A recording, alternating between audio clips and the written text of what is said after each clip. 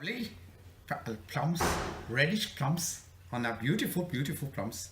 Pinky, pinky, blinking. Hungry. Enjoy.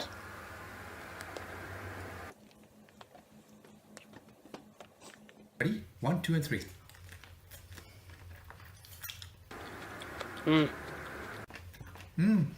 Lovely, lovely. Voilà, petit, petit.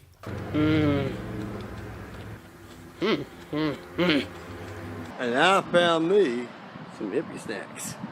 I love me some fresh plums. À la saison des prunes, j'aurai beaucoup d'argent. J'aurai vendu les prunes, récoltées sur mon champ. Mais d'abord, je dois faucher toute l'herbe pour y planter. Pour la saison des prunes, des rangées de pruniers qui feront ma fortune et l'on pourra se marier. To do the plum cuttings, I needed a table that would be in the cold room at the art center and that would be fitted with heating cables. Ingrid and Ocean were nice enough to help me install the table and were able to put their blueberries on it. For my project, Michael Bio and I went to the orchard to cut some offshoots of the rootstocks of his plum trees that were peaches, plums, and American plums. To harvest the cuttings, I went with a pair of secateurs in February, which is the ideal season because the wood is dormant. Species by species, the cuttings are then trimmed to only keep the year-old growth.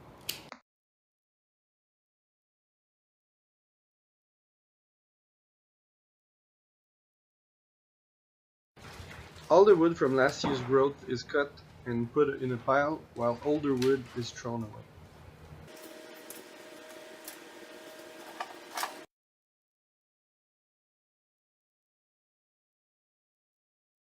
Year-old wood is then cut into 20 centimeters cuttings. They should be about pencil thick, and always under a node.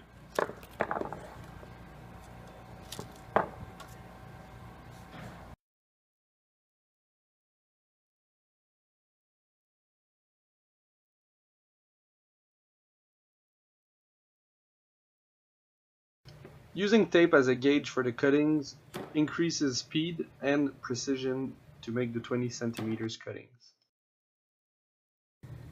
Cuttings are then dipped into IBA powder, which in this case is steam root number 2. The excess steam root is shaken off. Holes were made with a stick that is 7 centimeters deep.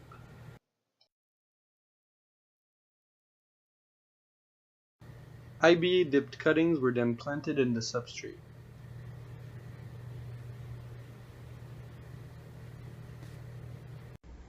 When planting the cuttings and dipping them into IBA, it's important to respect polarity.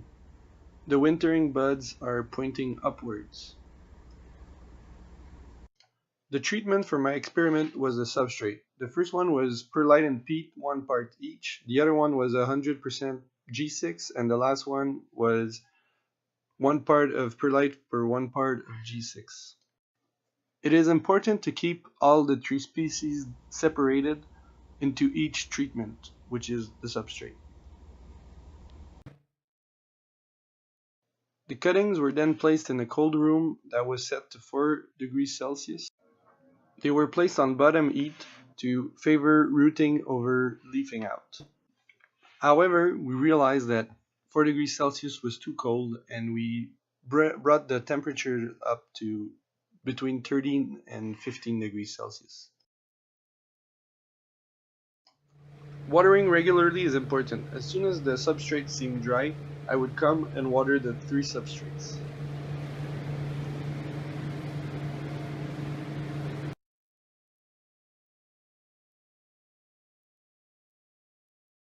The objective was to root plums and peaches that would be used as rootstocks for the plum orchard at Art Center.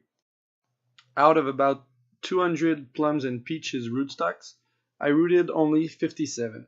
However, 122 were showing callus, which would probably eventually create some roots. This makes sense since plums and peaches are really hard to root species. With no time constraints, I would have let the cuttings undisturbed for a longer time, in order to let them root correctly and not just callus. As you can see, towards the end of the experiment, some plums and peaches cuttings were leafing out, which is not a very good thing since they can lose water through transpiration. Rooting response in the various treatments was quite different. Basically, the two treatments with half perlite responded much better. The treatment that was 100% G6 had much less rooting and much less leafing out also. Perlite is a sponge-like substance that can absorb 3 to 4 times its weight in water. It also helped with the aeration of the substrate. It is a very popular rooting medium, and it helped into rooting my plum rootstocks.